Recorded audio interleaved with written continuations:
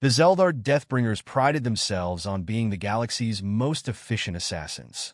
Silent, precise, absolutely lethal, and, most importantly, absurdly expensive.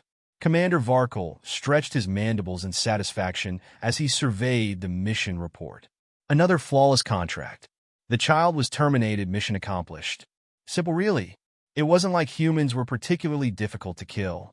Soft, slow, prone to leaking from all the wrong places. What puzzled him was why anyone had paid an obscene amount of credits to have this particular one eliminated. The contract had been explicit. No survivors. No questions. Just erase the target, asterisk, asterisk, a human brat, maybe 6 years old, barely capable of standing upright without falling over. Hardly the stuff of galactic threats. Varkul almost felt bad. Almost. But credits were credits, and his team didn't get paid to philosophize. The hit had been executed in a quiet Earth suburb, the kind of place where families planted flowers and argued over hedge heights. The Deathbringers had phased in, unseen, avoiding Earth's primitive surveillance like professionals. The house was a textbook human dwelling, cozy, cluttered, filled with small artifacts of sentimental nonsense. And in the center of it all was the target, Daniel Carter, sitting on the floor with a toy spaceship in one hand and an actual sandwich in the other. Varkul still remembered how the boy had looked up at them, eyes wide, mouth full of peanut butter. No fear, just mild confusion, like he had been caught staying up past bedtime. Mom? The boy called. There had been no time for theatrics. A quick, clean shot. Silence. Mission complete. They left the way they came. No alarms, no witnesses, no loose ends. Perfection. It was only later, much later, that Varkul started to feel something gnawing at the back of his mind. He hadn't survived this long as an assassin without a finely tuned sense of when something was about to go horrifically, catastrophically wrong. That feeling arrived about 3 hours later, right around the time the ship's comms exploded with incoming distress signals. Sir? One of his subordinates, Krell, twitched his antennae nervously. We're getting reports of strange activity on Earth. Strange how? Well, it appears a storm? A space-time anomaly? Something's happening. Power outages, structural damage. And, some shadow-related incidents. Varkul narrowed his compound eyes. Shadow-related incidents? Krell hesitated, glancing at the report again. People say their shadows started moving on their own, and some of them didn't, stop moving. Varkul exhaled slowly. He hated mystical nonsense. Give him a clean assassination, a good explosion, something solid and predictable. But shadows misbehaving? That was how entire civilizations got wiped off star charts. Meanwhile, on Earth, Vladis Dracul opened his eyes. The old ones had slumbered for centuries. The world had changed around them, civilizations rising and crumbling like sandcastles in a tide. It had been easy to fade into obscurity, to let history forget his name. But family? That was a different story. He could feel it, the absence, the terrible void where his grandson's life should have been.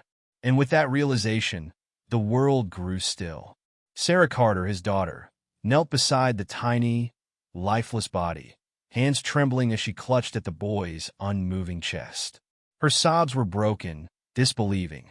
No, please wake up, baby, please. She didn't hear the whisper of movement behind her, didn't feel the temperature drop until frost began creeping along the walls. The scent of blood thickened in the air, rich and ancient. A voice, low and steady, filled the space. Who did this? Sarah turned, her tear-streaked face a mask of grief and rage. Father. His presence filled the room, impossibly dark, impossibly vast. The shadows around him coiled and writhed, eager, hungry. His fingers twitched, and the light in the room dimmed as if afraid. He had lived long enough to see empires burn, had ruled in ages when men still whispered his name in terror, had fought wars against creatures that the stars themselves had forgotten. And someone had dared to take his grandson from him. The entire house shuddered as his fury seeped into the walls. A vase cracked, then another. The wooden floor groaned under the weight of something ancient and unstoppable. Sarah's voice was hoarse. They were aliens. They just appeared, killed him, and left, like he was nothing. Vladis inhaled sharply.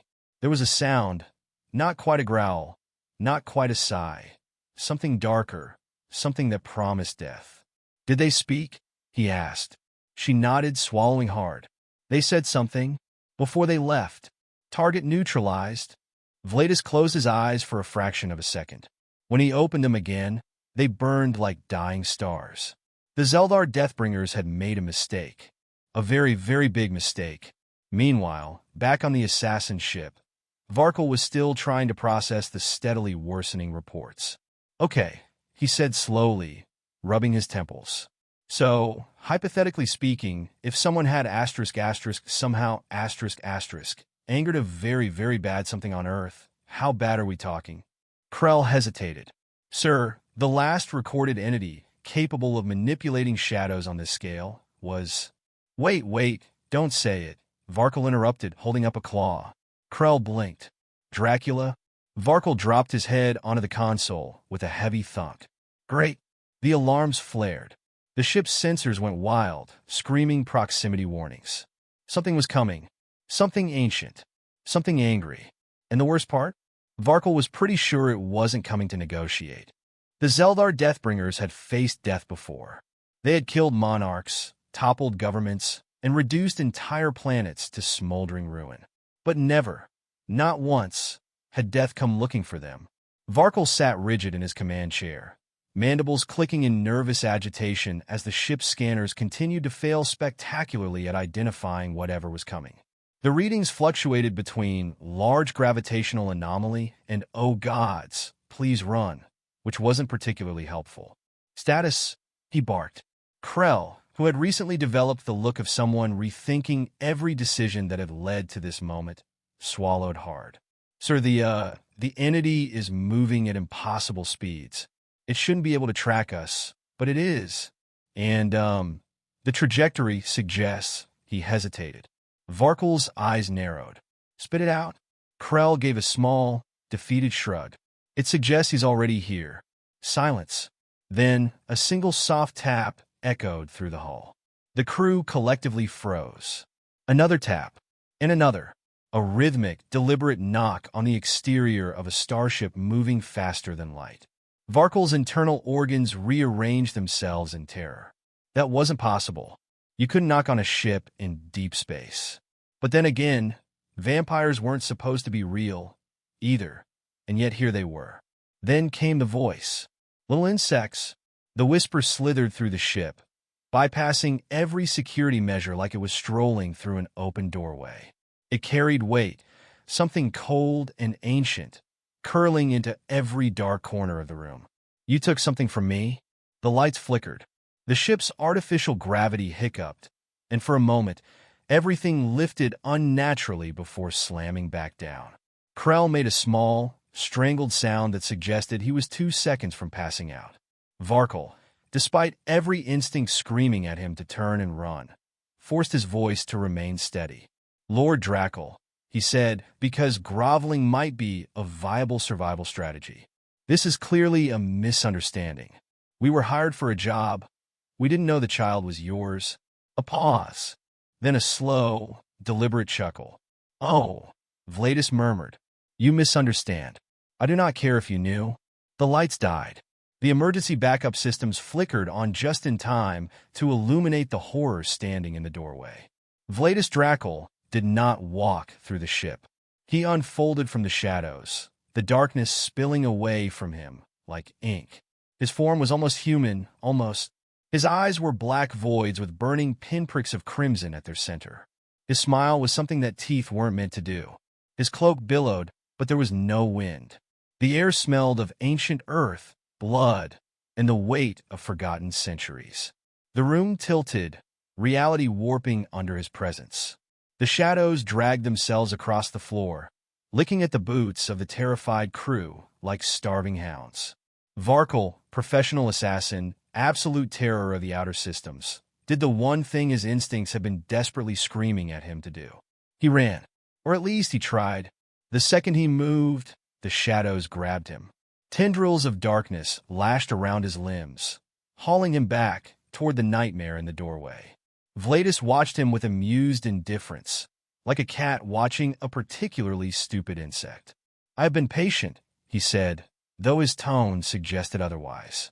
"I have allowed you your little celebration, your false security, your pathetic sense of escape." He crouched slightly, bringing his face level with Varkul's. "But now, insect, you belong to me." Varkul did the only thing that seemed logical at that moment. He screamed. The rest of the crew scrambled in every direction, some going for weapons, some going for the nearest airlock. Neither option worked. A gunshot rang out. The bullet froze midair, twisting slowly before reversing direction and embedding itself back into the shooter's forehead. He dropped, twitching. Krell bolted for the escape pods, slamming his hand against the controls. Come on, come on." The pod door opened, and then kept opening. The darkness inside stretched, not a confined space, but an endless abyss. Something was waiting in there. Something with too many eyes, asterisk, asterisk. Krell turned, face pale. "Yeah, okay. Not that way." Varkul, still pinned, managed to regain some of his composure. "You want revenge? Fine. Kill me. But let the others go." They didn't pull the trigger. Vladis tilted his head, and Varkul's mandibles clicked in frustration. "And they're not responsible. This is between you and me." A slow smile. "Is it?" Vladis gestured idly. One of the assassins levitated, kicking wildly, his terrified chittering cutting off as his throat simply wasn't there anymore. The body crumpled. "Stop!" Varkul gasped. "They didn't." Vladis leaned in, voice barely above a whisper. "You stole my blood, and you think I will settle?" The ship shuddered, groaning as if it, too, was in pain. The shadows deepened. From somewhere unseen, a chorus of whispers rose. Asterisk, asterisk, hungry. Ancient. Waiting, asterisk, asterisk. Vladis straightened, sighing. "I grow bored of this." He extended a hand. The ship responded. The entire vessel lurched, metal screeching as the walls breathed. The crew screamed as gravity twisted in random directions. Some were yanked toward the ceiling. Others vanished into the dark, their cries cut off in abrupt, wet snaps. Krell, against all logic, still tried diplomacy. "And Mr. Dracul, sir, I would like to formally apolo." A tendril of shadow snaked around his throat. Vladis studied him, almost curious. "Tell me, insect," he murmured. "Do you fear the dark?" Krell nodded rapidly. Vladis smiled. "Good." And then, with a flick of his wrist, he unmade him. Varkul's breath came fast, frantic. His elite squad, his impossible-to-kill team, was gone, devoured by something beyond comprehension. He looked at the ship's controls, hoping against hope. Maybe the distress signal had gone through. Maybe. A slow chuckle. "Oh," Vladis mused. "You thought someone was coming to save you." The last thing Varkul saw, before everything collapsed into black, was Vladis Dracul's terrible, gleeful grin. Varkul woke up screaming. This, in itself, was unexpected, given that he had fully anticipated dying in the last few moments of consciousness. But as his panicked shrieks subsided into ragged breaths, he realized two things. One, he was still very much alive. And two, he really wished he wasn't. The room around him was dark. Not the comforting, quiet kind of dark, but the wrong kind, the sort that watched you back. He tried to move. Chains rattled. "Ah, fantastic." Something shifted in the shadows. "You have survived longer than expected," Vladis Dracul mused, stepping into view. His presence warped the space around him, as if reality itself was reconsidering its choices. He looked pleased, which was worrying. Varkul swallowed hard. Aye. Vladis raised an eyebrow. "Are you attempting to speak?" "Adorable." Varkul took a breath. "Oh, look, I get it. I really do. You're angry. Justifiably so, but maybe, just maybe, we could consider some sort of truce." Vladis tilted his head, amused. "A truce?" "Yes." Varkul nodded frantically. "A mutually beneficial arrangement. You see, revenge is, exhausting. So much effort. But a deal. Asterisk asterisk now, that's efficiency asterisk asterisk. You get something, I get something, and nobody else has to die. Vladis tapped his chin thoughtfully. An interesting proposition. Tell me, insect, what exactly do you have to offer? Varkul hesitated. He had nothing. Well, nothing except information, he blurted. Yes, I have access to some very important galactic intelligence. Powerful factions, dangerous players, you name it. And in return, all I ask is that you, He trailed off. Vladis smiled, all teeth. Let you live. Varkul nodded, preferably in one piece. A long silence stretched between them. Then, to his absolute shock, Vladis laughed. Not a polite chuckle, not a low, ominous growl, but a full-bodied, genuinely entertained laugh. Oh, you poor, deluded little creature, Vladis said, shaking his head. I do not negotiate with insects. Varkul sagged. Yeah, I figured. Vladis sighed, pacing idly. However, I am nothing if not pragmatic. Killing you immediately would be satisfying, but it would not be useful. And I do so love efficiency. He turned, eyes glinting. So I will indulge you. For now. Varkul exhaled shakily. That's fantastic news. You won't regret it. Vladis smirked. Oh, I doubt that. With a flick of his wrist, the chains dissolved, and Varkul collapsed onto the cold floor. He didn't dare move. Vladis loomed over him. You will be my messenger, insect. You will spread word of what has happened here. Let the galaxy know that there is a price for such offenses. That the Xel'Thar Deathbringers are no longer the most feared name in the void. Varkul blinked. Wait, you want me to talk about this? Vladis grinned. Oh yes, I want everyone to know what you did. And what I did in return. Varkul considered this. You know, usually assassins prefer secrecy. Vladis leaned in. I am not an assassin. The lights flickered. The shadows pulsed. And suddenly Varkul understood. This wasn't just revenge. This was a declaration of war. Vladis straightened, satisfied. Run along, little insect. Tell your kind the Undying has awakened. Varkul, to his eternal relief, did not wait for a second invitation. He scrambled to his feet, bolted for the exit, and did not stop running until he was light years away. Vladis watched him go, then turned to the endless void beyond. His grandson was gone, but now so was his mercy.